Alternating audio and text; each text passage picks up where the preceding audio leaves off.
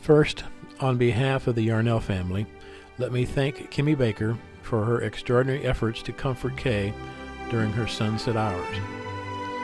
Now for a few memories for a life worth remembering. I will be mentioning a couple of family insider quips during this eulogy and will try to warn you when they come. This is one.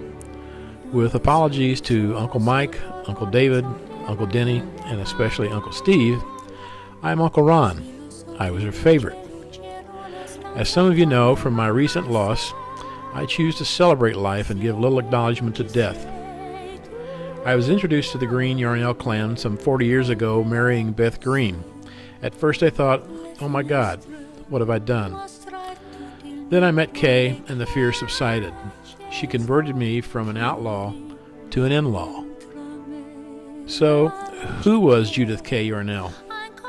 Many things, including a daughter, a sister, an aunt, a niece, a cousin, a co-worker, and a best friend you could ever have.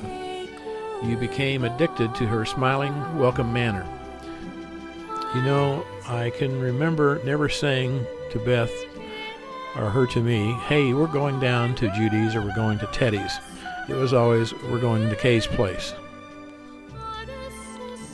She was many other things also. She's the person who kicked Paraplesia's butt.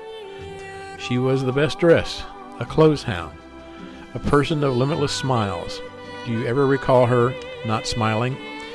Kay had many names, both official and unofficial. Judith Kay, Katie. Note, here's some insider quips. Sweet Cheeks, Cake Potato, Spud, Miss Idaho, Katie did, and oh yes, International Jewel Thief. Let me explain. We had the good fortune to accompany the Yarnells to Europe some years back, and we stopped at a small town in Austria. Kay found a jewelry store, bling to her, and so we had to go inside, and she shopped for a ring. They lowered trays of rings down to her lap, since she was in a wheelchair, and she tried on several rings and finally decided on the one she wanted to purchase. When we left the small shop and returned to the train station, as that was our mode of travel in Europe, we got on board and Katie was straightening out her dress, and wham, a diamond ring fell on the floor of the train. We were all quite surprised. International jewel thief or not, she did return the ring. A few other anecdotes you may not know. Whenever she came across a nice-looking young man, she would whisper to the person with her, "Smedley doo-wop."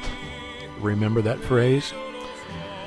In her college days, rooming with her sister Karen, you understand that every time people went to events around the college campuses, their backpacks were checked for liquid contraband.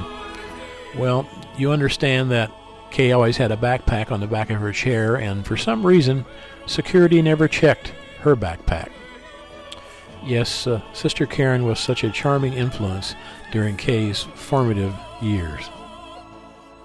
Some years ago, Beth was pushing Kay down the sidewalk, and a woman slowly approached in a car and pulled over towards the curve, looked at Kay, looked at Beth, and said, "What's wrong with her?" Kay, not missing a beat, pointed to Beth, looked at the woman, and said, "Nothing wrong with her. That's the way she's been all of her life." You might also understand that Pepsi-Cola owes Kay a great amount of marketing fees. She was always carrying around with her in her chair, in her lap, a warm Diet Pepsi, which she drank from all day. There was nothing that gal didn't do. She was also known as the cruise queen. I can't count the number of cruises she went on. And finally, does this remind you of someone? Yes, this wave. It's called the Royal Wave. She was fascinated with the Royals, and she perfected that wave. That's just a small reminder of somebody who was an inspiration to all of us, a warrior, a peacemaker, and a loving influence to us all. She was one of the sweetest and nicest persons ever to grant us an audience. We wish you peace, Katie.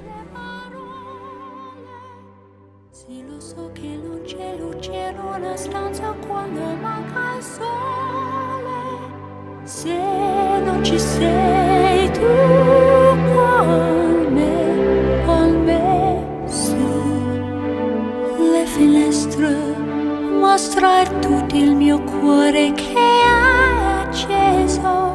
Chiudi